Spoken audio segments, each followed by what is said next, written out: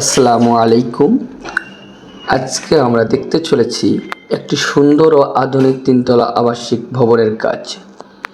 এই প্রজেক্টের মালিক হলেন মোহাম্মদ শহীদুল ইসলাম।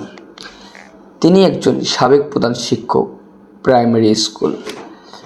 বর্তমানে ভবনটি প্রথম ছাদের ঢালাই কাজ সম্পন্ন করা হয়েছে। ভবনের প্রতিটি ফ্লোরের আয়তন প্রায় ১৬০০ স্কোয়ার ফিট। পরিকল্পিত এই ভবনটি হবে একটি সুন্দর, টেকসই ও আধুনিক ডিজাইনের তিনতলা বাড়ি। এই পর্যন্ত শুধুমাত্র ফাউন্ডেশন থেকে প্রথম ছাদ পর্যন্ত কাজ সম্পন্ন করতে প্রায় ১৬ লক্ষ টাকা খরচ হয়েছে। আর সম্পূর্ণ তিনতলা ভবনের কাজ শেষ করতে আনুমানিক প্রায় ৪৫ লক্ষ টাকার মতো ব্যয় করতে হতে পারে। ভিডিওতে আপনারা দেখতে পাচ্ছেন ঢালাইয়ের কাজ অত্যন্ত সহকারে এবং ইঞ্জিনিয়ারিং নিয়ম মেনে সম্পন্ন করা হচ্ছে।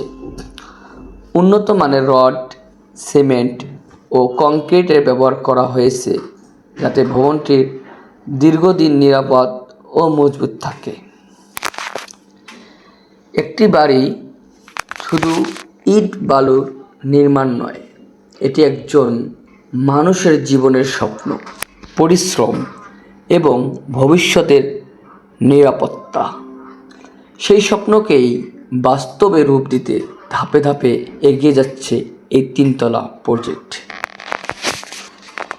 ভিডিওটি ভালো লাগলে অবশ্যই লাইক, কমেন্ট এবং শেয়ার করবেন।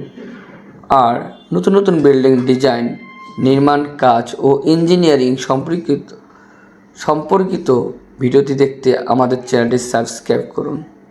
ধন্যবাদ সবাইকে।